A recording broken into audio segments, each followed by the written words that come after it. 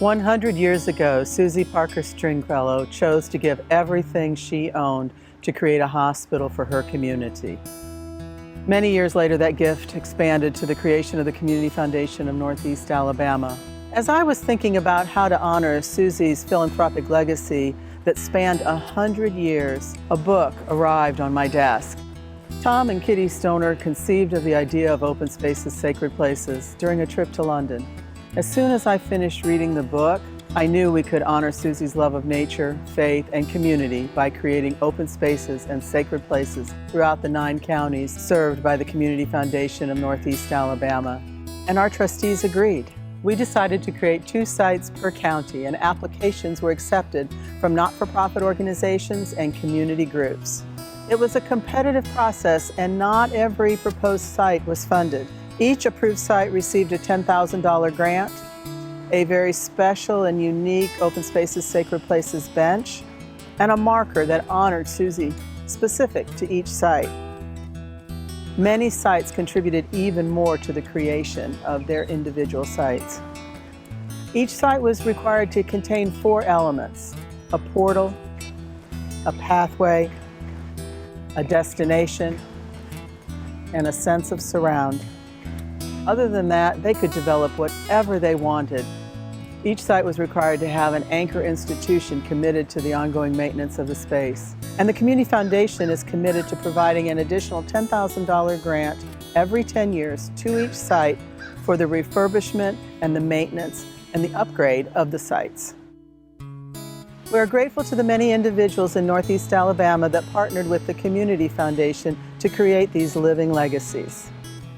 You're about to see one of those unique and special places, an Open Spaces Sacred Places site honoring the 100-year philanthropic legacy of Susie Parker Stringfellow.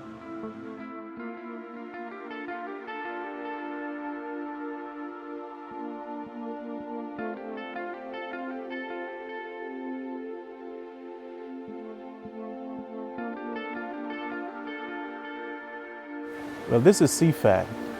It's a beautiful location, unique, just like every other site that we have that's unique. This site is on 176 acres of land, an organization that provides affordable technology to developing nations and countries. And so they're not just local, but they're also international. And having the opportunity for our open space, sacred place to be on this site is just a tremendous partnership between the Community Foundation of Northeast Alabama and SIFAT, and to be a part of the Nature Sacred Network. I'm the Executive Director at SIFAT and have been here since 1996. Mom and Dad were the founders in 1979. We've got folks from 93 countries that have come through our training that we work with, and you know, it's, like I said, a world organization.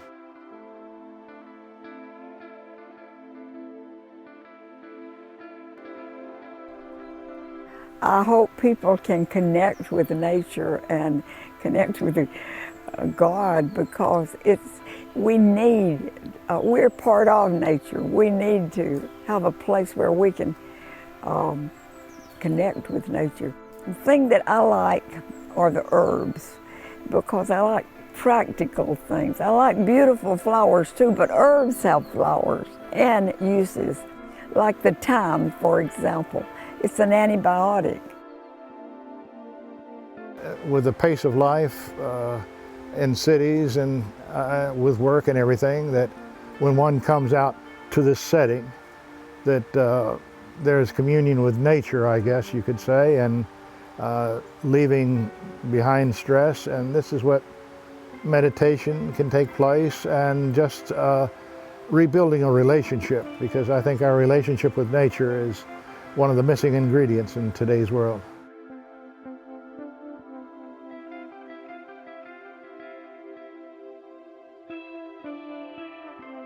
This is a great place just to come and relax and sit and enjoy nature.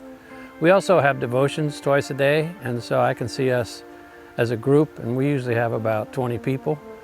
We gather every day, both in the morning and in the evening, and so this is a great place to just have a time of devotions together. Well, always, I think renewal of the soul, renewal of our attitudes and moods. And sometimes it's difficult to have that, and even at home. And to have places like this where one can go, and the environment helps us to be able to change our frame of thought and the things we think about. I hope everybody can have a chance to come. It's open to the world. We want anybody to come, everybody.